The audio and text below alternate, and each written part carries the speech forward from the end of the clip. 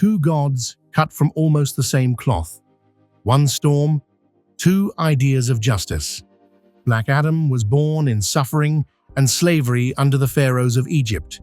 He wanted one thing: to free his people. His power was first told as a gift from a magician, later retconned as lightning granted directly by the Egyptian gods. Thor is the son of creation itself. Odin as the father archetype, and mothers who can make and break creation. He was destined to be the god of all gods, and as we speak, he's surpassed that. Both command lightning, both believe in justice. They just pay for it differently. When might meets thunder, who prevails? This is going to consist of post-crisis, New Earth, and Dark Crisis feat, which are his best showings, to be frank. Black Adam fights Superman to a standstill, until Clark gets annoyed and drops the morality game. Then comes a moon-level punch, stated verbatim. For most characters, I fought Superman can be a feat or an anti-feat. Here it leans toward Clark, but Adam still damages him and, in this exchange, lands more clean shots. Superman is nearly indestructible across planes, and his power shifts by plane. He's usually untouchable to anyone outside the God sphere. So Adam tagging and hurting him is a serious strength mark. Adam holds back until he knows you can take it. He isn't evil. He's an anti-hero with a hard, superiority-tinged sense of justice. Once he decides you qualify, the throttle opens. Then he beats the brakes off Darkseid. Not a 90s avatar, the same Darkseid who's handled the Justice League at mid-difficulty, framed as an end-of-all-things threat from a corner of creation who can invade their world at will. Adam outpaces the glorified lasers, near-flash timing, tags him clean, one-shots him, no diff, and keeps hitting until there's no path to survival. From Clark to Darkseid, the pattern holds. When Adam stops holding back, speed, strike power, and resolve flip the fight. The question isn't whether he hits, it's who survives the hit. His presence alone births gods. He inhales cosmic space dust, and from his unconscious thoughts, a new pantheon forms, with its own creation myth, woven into an ever-expanding multiverse. It happens through the dreaming, the collective unconscious of his being, the resting place of the Egyptian gods and their power. In Lucifer, we see those gods starving as prayers fade. Yet, Teth-Adam embodies them all. That is no small feat. By essence, he scales to DC's great mythic strata: Odin, Thor, the World Tree. Yes, even Fenrir, who can contend with a fully powered Lucifer morning star. These aren't lesser god-sphere deities. They're fundamental story archetypes, born from Hecate's essence and the will of dream of the endless. This is where it gets serious. Teth's time was running out, though he's nearly immortal. He takes a new host because he has effectively become the new wizard, holding Shazam's archetypal lightning through the will of the Egyptian gods. Man to God, in a breath. And with only a fraction of his power, that host one-shots Etrigan. Put that in perspective. Etrigan sits at the peak of demonkind in the godsphere across layered realms and archetypal stacks. He trades with high-ranking angels. He brushes the quintessence tier through figures like the Phantom Stranger and Pandora. A sliver of Black Adam's power fries him. Watch the panels. Etrigan is straining to keep up with a kid carrying only a taste of Adam's charge. Who has put Etrigan down that fast? The Lords of Order, collectively. They needed all hands. They stand around Nabu's level, and Nabu himself is weaker than Xanadoth. Keep that chain in mind. Naomi flat out says Black Adam would have killed her, and she's not exaggerating. This is after she pulped the Eradicator. Her power is so singular that across the multiverse, both Nabu and Superman admit they've never seen anything like it. Nabu even needed her help to face Xanadoth. And yet, Adam was the only vessel sturdy enough to hold all that chaotic energy. Remember, he also creates gods, drawing naturally from the dark multiverse, so they cohere by his will. That's Dr. Fate gone feral, on steroids. On the panel, he casually one-shots Etrigan. He also puts down Zatanna, who carried the full power of belief on Earth with the upside-down man inside her, though she wasn't using his power at the time. She's strong enough to fight his non-true form. His true form spans both dark and light multiverses. The other place itself. This is the scale we're dealing with. Rewind to Justice League Dark, 2018. Zatanna and Diana seek power from Mordru, and that Egyptian ruby comes into play. It can contain enough force to amp every Justice League Dark member to creation level. They were, unironically, about to rip creation apart.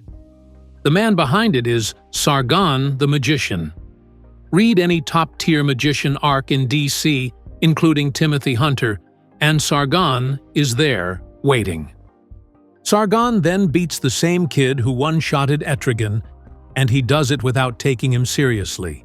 He can split the two bodies, both atoms. Meanwhile, Black Adam himself becomes the conscious manifestation of all the gods he created, after traveling to the farthest point of creation, breathing in tens of thousands, and forming them.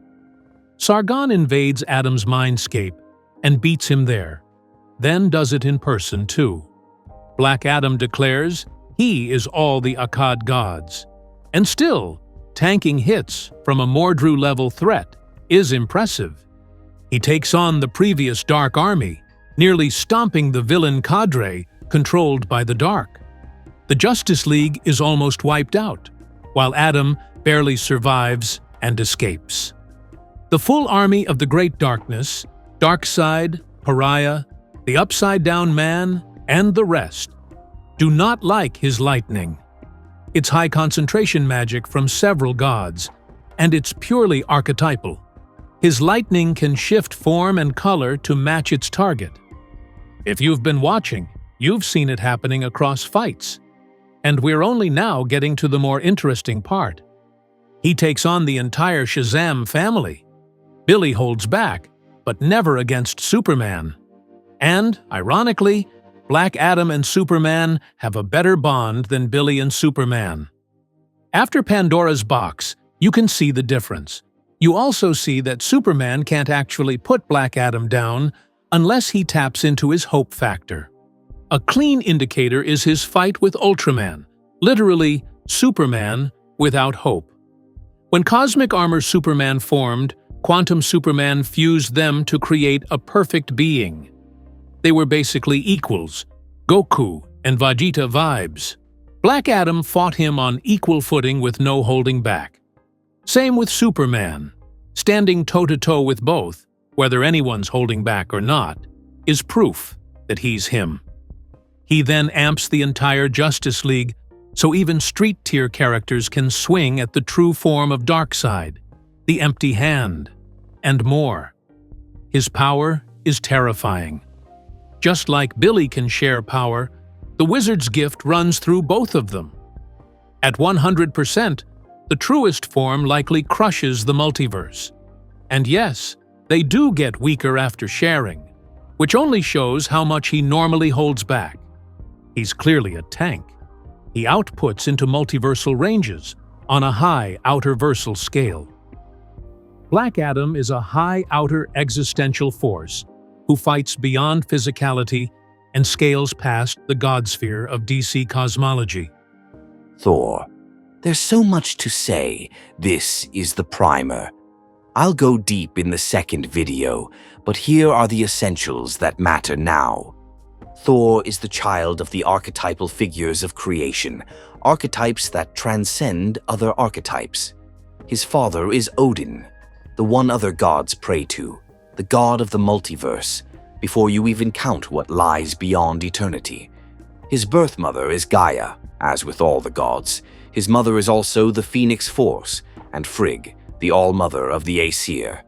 Thor is so powerful that every name I just spoke, yes, including the true Phoenix, stands beneath him. The Phoenix saved his life after birth, and the way gods work, that matters. Thor's very DNA is mixed with raw Phoenix fire, with the abstract power of Gaia, also called Kleto, who existed before Earth and the first lineage of man, Adam Kadmon. Even during Oblivion's reign, she remained. Odin needs no introduction. Because of him, Thor is a child of story itself, the abstract son of conceptual flames and thunder. His magic, which people barely talk about, flows from Gaia. And on magic alone, Thor is arguably beyond Scarlet Witch and Doctor Strange. That's the frame. A god born from the sources of gods, carrying Phoenix fire, Gaia's abstraction, Odin's myth, and Frigg's throne, already above the powers that birthed him. Thor isn't just the god of thunder, he's the god of strength. Let that sink in. As an Aesir, his strength spans eternity, over every other god and cosmic being, stronger than Sentry, and it's not close. Hulk sits right behind him. Frigga raised him and trained him. In pure technique, she fights better than Odin. Odin went 3 for 3, sure, but Frigga is the hand that sharpened Thor. His feats are insane, so we start at the beginning. Baby Thor. He cried constantly, and Odin was embarrassed. How could the mighty Thor cry at storms?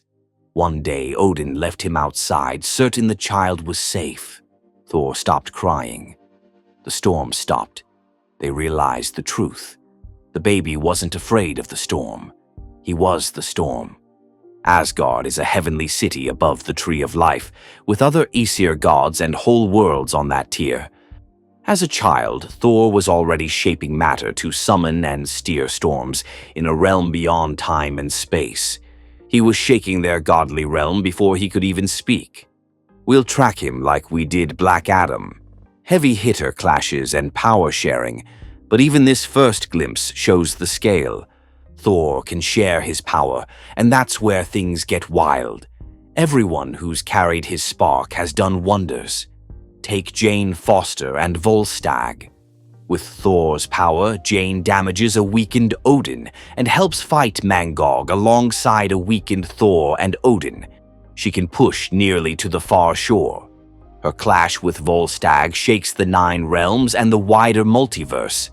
But the crazier part is they rattle Ginnungagap, the yearning void that wraps all 10 realms and other mystic realms before you even reach the land of couldn't be, shouldn't be. These are tier 0 feats on a multiversal scale. Even in introductions, Thor makes statements.